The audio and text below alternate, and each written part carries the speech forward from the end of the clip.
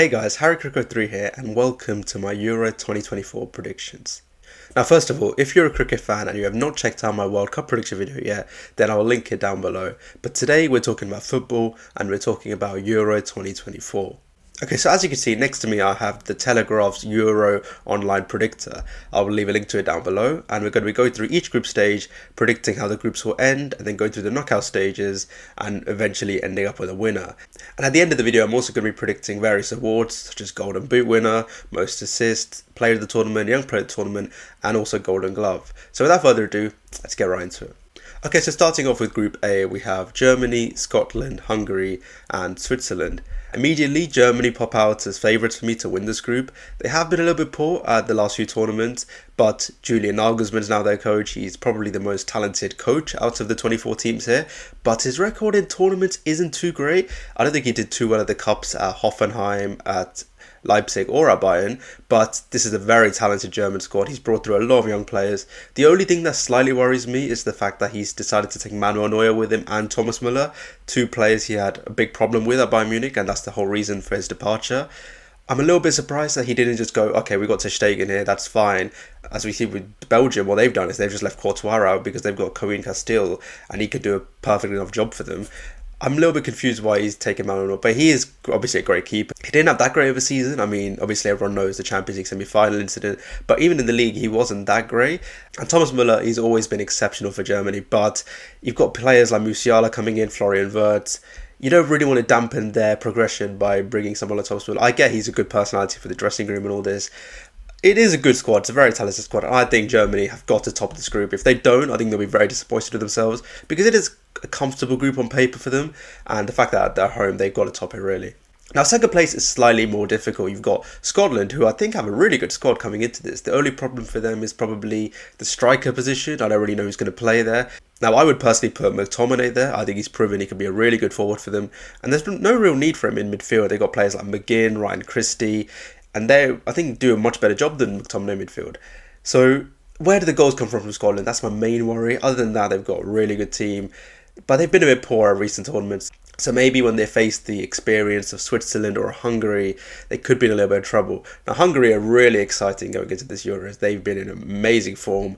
They're really well coached. They play really attacking football. And it all goes through their main man, Dominik Szoboszlai. Obviously, I'm a Liverpool fan. I've seen him all season. He was a little bit disappointing near the end, but he started off really brightly. And for Hungary, he's a monster for them.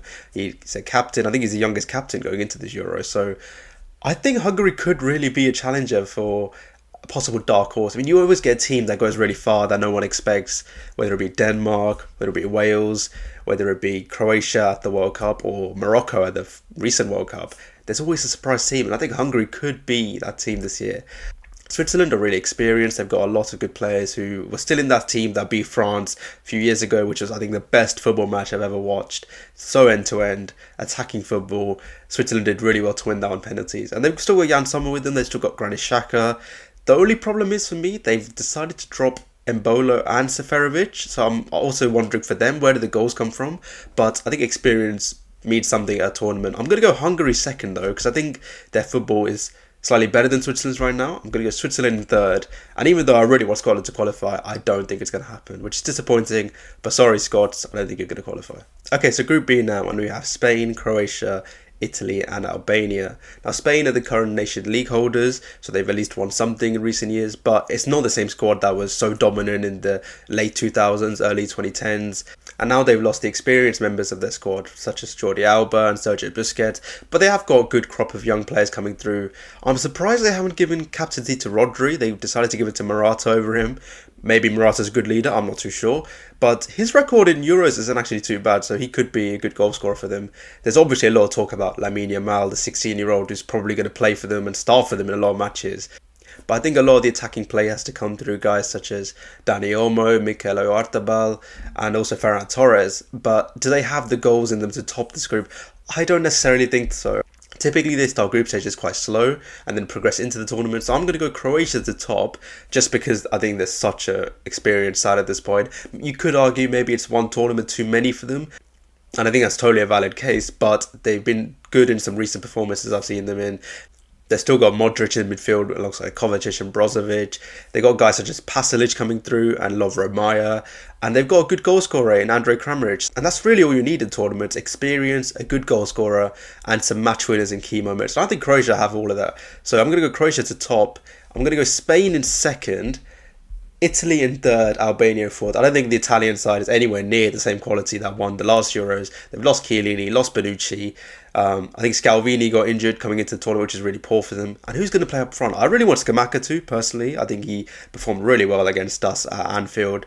But I think Italy could be one of the best third place teams. And I think they might go through in third, but they're not going to go in the top two for me. Okay, now we've got England's group, which is Slovenia, Denmark, Serbia, and England. Straight away, I think it's logical to put England top of the group. I think they've got the best squad out of the four teams. They don't come into this in great form at all. They've been really poor in some recent friendlies, but I think they topped qualifying as always. And the crop of players they've got coming through is really strong. They've got likes of Jude Bellingham, Phil Foden, Bukayo Saka. It's a really promising future for England. If they don't win this Euros, people might think it's a big chance missed, and maybe it is.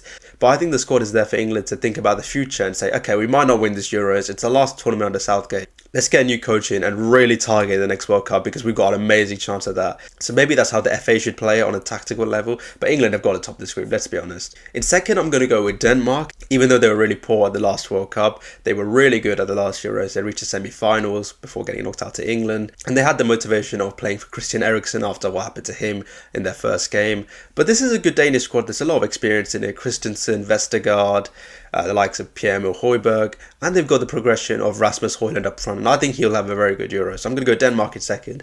I'm going to go Slovenia in third, even though Serbia, I think, have a better squad than Slovenia. Slovenia have some really good quality in key areas with Jan Oblak in goal and Benjamin Sesko up front, and this could be a real chance for Benjamin Sesko to prove what he's about in England's group and have lots of highlights on him. Okay, so moving on to Group D, we have the Netherlands, Austria, France, and Poland. Now, this is a really strong group, I think, with France obviously being the key favourites to win here. They were very good in qualifying, as always. They were the finalists at the last World Cup. They got knocked out in a poor fashion, I guess, to Switzerland in the last Euros, which was, as I said, one of the best matches ever. But I think they'll top this group. I think they've got the quality to pip Netherlands. They beat them twice in qualifying by very small margins. But the Dutch do come into this Euros with a very good squad. Frankie de Jong's out, which is a shame for them, but they brought in Ian Maatsen as his replacement. But they've got a lot of quality in key areas, and I think they could be a possible dark horse this tournament. They haven't performed well at many recent tournaments. I think this is a time where the Dutch could really prove what they're about. Lots of their players have had very good seasons. Van Dijk's had an incredible season at Liverpool. Xavi Simons at Leipzig's been amazing, and he could be a real star player for them. Memphis Depay up front is really good for the Dutch, and you got Cody Gakpo, who seems to step up for the Netherlands every time he plays. The only problem position I'd say is maybe their goalkeeper could be better. They've had Tim Krul in the past, Cillessen in the past. I'm not sure if Bart Verbruggen is quite to that level, but I'm going to go Netherlands in second. I'm going to go Austria in third. Now, Austria have been absolutely amazing in the run-up to this Euros. Under Ralf Rangnick, they play really high-energy, Red Bull-style football, and I think that could translate well to this Euros. I think they might get a draw against a France or a Netherlands, and they'll probably beat Poland. So I'm going to go third for Austria. Okay, so moving on to Group E, we have Belgium, Slovakia, Romania, and Ukraine. Now, this one, I think, should be quite a straightforward group for Belgium. They were obviously shambolic at the last World Cup, but I'm going to go with them to top this group. They've got rid of Roberto Martinez now. He's now managing Portugal, and they've brought in Tedesco, who's also translated good form with them in qualifying and recent friendlies. And they've always turned up, I think, in the pre-tournament stuff, but in the actual tournaments, they've been a little bit disappointing. It could be De Bruyne's last tournament. I mean, Lukaku's not getting any younger. So guys like Yuri Tielemans have to step up. Trossard have to step up. They've got the quality though. It's just defensively is a little bit of a worry for them. But this group should be a breeze for them. I'm going to go Ukraine in second, who have been very impressive coming into this Euros. And they've obviously got the motivation of playing for your country when it's undergoing a massive war with Russia. And they've got the experience mixed with a lot of young players. The likes of Mudryk is going to have a really good tournament. Zabanyi, a centre-back who plays for Bournemouth, he looks good. And Zinchenko is the leader of their country. I think they'll have a good tournament. I think they'll get finished second. I'm going to go Slovakia in third. Romania were probably better than Slovakia in qualifying. I think they topped their group, but they always disappoint at Euros. And every single Uber driver I've spoken to who's Romanian has said, well, they have absolutely no chance. Okay, so finally we have Group F, which is Turkey, Georgia, Portugal and the Czech Republic. This is also, I think, quite straightforward. I'm going to go Portugal in first. I'm going to go with Turkey just about in second over the Czech Republic, who have been good in recent tournaments. They were very good at the last Euros, actually, when they pipped Netherlands. I think they've got the mix of a really rigid system and a great goal scorer in Patrick Schick to get through this group in third place. But I'm going to go Turkey in second because they've been good coming into this. Not as good as they were probably in the few fixtures coming into the last Euros, when obviously they flopped massively in the tournament. But this time it looks a little bit better. They got Arda Güler, they got Çalhanoğlu, who's had an incredible season. They've still got good striking options. I think Turkey will finish second, Czech Republic in third, and Georgia in fourth. Okay, so now we need to rank the 4 best third place finished teams. So this is more based on who's got the better group rather than who's actually the better team. I think Italy could easily get a draw against Spain or Croatia and then beat Albania. But out of these teams, I'm going to go Austria as the best third place team, I think. I think they could easily draw against both Netherlands and France and then beat Poland, which probably puts them in either second or third. But I'm going to go Austria first. I think Italy will go through. I'm going to go Switzerland in third and then Czech Republic. I think it's going to be the last team. So both the Slovenia and Slovakia, I'm sorry, I don't think you're going to be good enough to come through to the knockout stages. Okay, so the round of 16 and we have Germany against Denmark. Now, this kind of shows that if England don't top their group, they could be playing Germany in the round of 16, which I think would be a massive problem for England. So pressure on them to top the group. But I think Germany have to come through this match. Next up, Hungary against Spain. This is going to be my surprise, I think. I think Spain are good, but under their new manager, De La Fuente, he's only managed the Spanish youth teams, which have done well, but has he got the experience in the big matches? And Hungary look really, really good coming into this tournament. And there's always a surprise team that reaches latter stages. And I think Hungary could knock out Spain here and be that team this year. So I'm going to go Hungary to knock out Spain. Next, we have Croatia-Austria. Now, this is a really intriguing game. We've got the really experienced side in Croatia who have been there for many years now doing well at tournaments. And you've got Austria, who've got the likes of Konrad Laimer, Marcel Sabitzer, who are both well trained in the Red Bull system, coached by Ralf Rangnick. They've got Arnautovic up front, and they nearly knocked out Italy at the last Euros. People forget that. They took them to penalties, I think, and then they lost. So it could be Austria's to win, but I'm going to go with experience to knock out Ralf Rangnick here. I'm going to go Croatia to edge Austria. Okay, so next up is England against the Czech Republic. I think England have to win this. I think Czech Republic are good, but I'm not sure they can defeat England. Okay, so next up we have Portugal against Italy. Now, Italy typically do alright at Euros. I'm not just saying that because they won the last one, but they've done well in the past as well, reaching the latter stages. But Portugal are a really strong team coming into this Euros. Their squad looks fantastic. And I think they are one of the 3 favourites to win alongside England and maybe France. But I'm going to go Portugal to beat Italy there. Now, Netherlands against Ukraine. This is a repeat of a group stage match from a few years ago in the Euros, which I think ended 3-2 to the Netherlands in a really dramatic fashion. And Ukraine were very good that game. They've still got the likes of Yarmolenko up front. They've got Mudryk, who I think will have a good tournament. But the Dutch defence looks so good coming into this Euros. I don't even know who they're going to play. But I think they played 3 at the back when it comes to tournaments with Van Dijk alongside Nathan Ake and Matthijs de Ligt, which means players like Van de Ven don't even get in the team. And I think he has to be in the team at some point. His pace is so good. They've got a good midfield. They've got very good attacking options. I'm going to go Netherlands to beat Ukraine here and make it through to the quarterfinals. Okay, so next up is Belgium against Switzerland. This is quite an evenly matched game, I think. Belgium have been a little bit disappointing in recent tournaments. Switzerland did very well in the last Euros and then got knocked out of penalties by Spain. But I think Belgium, there's not much pressure on them this tournament. I think there normally is with the golden generation. But this time, there's slightly less of that. I think they've got some game changers to do the job on Switzerland. So I'm going to go Belgium to edge Switzerland. And then finally, we have France against Turkey.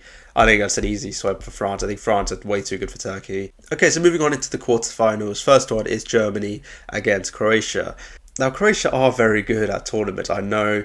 But to beat Germany in a competition in Germany would be an amazing achievement. If they do this, I think this would be one of their best achievements so far. They've done well at the World Cup, I know. They beat Brazil, they've beaten England in the past. But if they beat Germany in Germany, that's just outstanding. But I don't think they're going to do it. I think Julian Nagelsmann, he's not that great of a tournament coach, I know, but I think he's got enough. Okay, so next is Portugal against Netherlands.